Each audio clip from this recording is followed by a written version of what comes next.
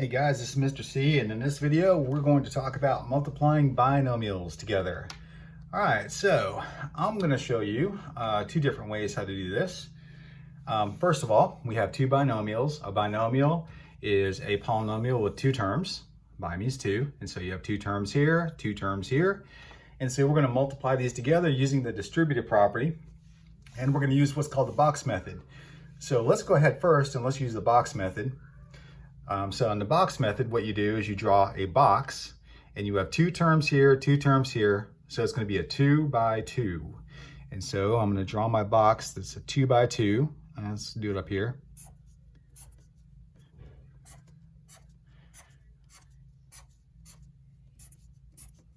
If I do it like that, then I don't have to use a ruler because I'm kind of sloppy with my lines, so that's why I use straight edges a lot. All right, so what you do, x minus 5. Either here or here. I usually put the first one up here. I'm gonna put an x and minus 5, negative 5 right there. X plus 7 would be x. And then positive 7, I don't need to put a plus, I just put a 7 there. Then what you do is you basically are gonna fill up these boxes here by multiplying rows and columns. So x times x is x squared. 7 times x is 7x. X times negative 5 is negative 5x, and 7 times negative 5 is negative 35. Now, it doesn't matter which order you go in. I tend to kind of switch it up, just as long as you have all four of these boxes here, I guess you'd say populated. And then what you do is you go ahead and take these terms out, and you make usually a trinomial, but it could be a binomial down here, and that'll be your answer. This one is always by itself. It doesn't have any other like terms. So x squared starts. And now you have 7x and a negative 5x. So these two I can combine. So 7 and negative 5 makes 2, positive 2x. The negative 35 here in this box is all by itself. No like terms there. And then that's my answer. Students really like that method. But then there's other students that would rather use the distributive property. Now here's what the distributive property looks like. You would have to start distributing like this up top first. Okay, so what you would get then is x times x, which is x squared. X times 7 would be plus 7x. And then you would distribute down here. And what we call this usually is called FOIL. There's a little name for this. So first, outer, inner, last. That's why I call it FOIL. But some people get real bent out of shape about that. It's not FOIL, it's the distributive property. So I would just say distributive property. It doesn't really matter. Negative 5 times x is negative 5x. And then negative 5 times 7 is negative 35. So what we see is we get the same four terms here that we got in these four boxes anyway. Then what we do is usually we can combine the two middle ones. 7 and negative 5 make 2x, and then these two just kind of drop down. X squared plus, and then minus 35 at the end, and we get the same two answers. So either method is acceptable. I'm going to use probably the box method, but if you want to and you like it, you can use the distributive property through these if you want to. All right, so here's our second one. So this time I'm going to draw my 2 by 2. And so here is two terms. So I'm going to draw my box.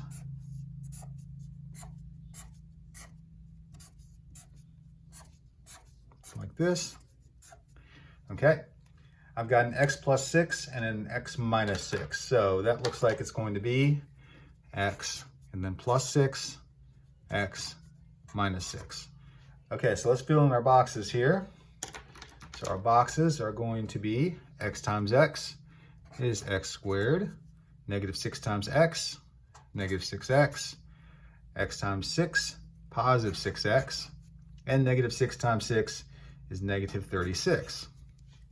All right, so let's see what we got here then. We have x squared. These two are additive inverses. They cancel each other out and make 0. So nothing is going to happen from these two. You get 0. Minus 36 at the end. Okay, so we've talked about this. this is a difference of squares. And so a difference of squares is two perfect squares that are subtracted. And so this is the structure that will give you this at the end. X plus a number and X minus the same number. And that's how you're going to make a difference of squares right here. You're going to see in factoring that these types of quadratics, you're going to see those a lot because they're easily factored. And so you just get used to, just seeing them and working with them all the time, especially on the ACT. All right. Next one, we have x plus 9, x plus 9. So this is not a difference of squares this time. So let's see how this one's going to work. Notice how I make my boxes different each time like this. It's whatever you want to do. If you want to use a ruler, go ahead. If you want to freehand it, go ahead. Doesn't really matter as long as you get that box there 2 by 2. X plus 9 and x plus 9. All right, so now we're going to fill in all 4 of those boxes. And so x times x is x squared. 9 times x, 9x. X times 9, another 9x. 9 times 9 is 81. Now, let's see what we get from that. So, the x squared is going to come out first. I always start with the highest power of the variable. When you combine these two, you're going to get 9 and 9, and that makes 18. So, plus 18x, and then plus 81 at the end. So, this structure is called a perfect square, because you have the same thing multiplied times itself. And you can actually write that as x plus 9 squared, just like that. And that's what the structure looks like here and here, before it was factored and after it's factored, or before it's multiplied and after it's multiplied. And that's what the structure of a perfect square looks like. You're going to see a lot of those in your classes and on your standardized tests also. All right, so let's get a little more complicated. We put a coefficient of x in this guy right there, but it's still 2 terms and 2 terms. So I'm still going to do a 2 by 2. And we've got a 2x minus 1, 2x, negative 1, x plus 5, x, plain old 5 right there. And we're going to populate our boxes here. 2x times x would be 2x squared this time. 5 times 2x would be 10x. X times negative 1 is negative 1x. And 5 times negative 1 is negative 5. All right, so now we're going to pull those terms out, starting with this one. So we have 2x squared. 10 and negative 1 make 9x. And then minus 5 at the end. And that's it.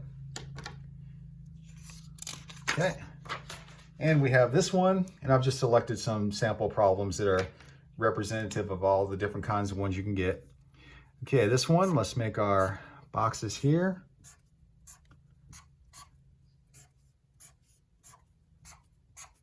All right.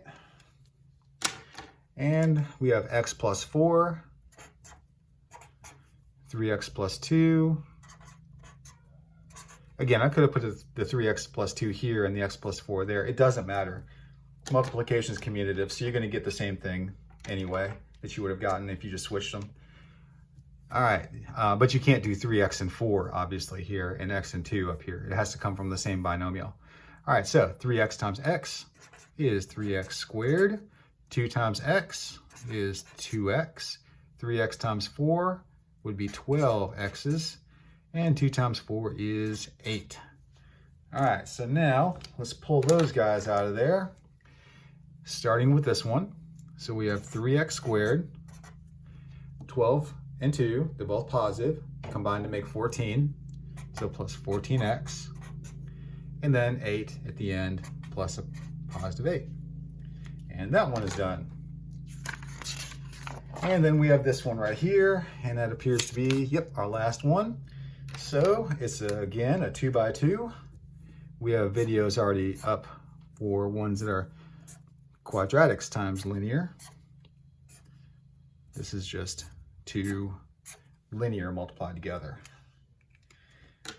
All right, so let's see, 3x plus 2, 3x, 2, 4x, and 3. So we see this really isn't too bad, except for when you get negatives sometime, you have to be careful with those. 4x times 3x would be 12x squared. We're just multiplying binomials there. 3 times 3x is 9x. 4x times 2 is 8x. And 2 times 3 is 6. So let's go ahead and pull those out of there. 12x squared.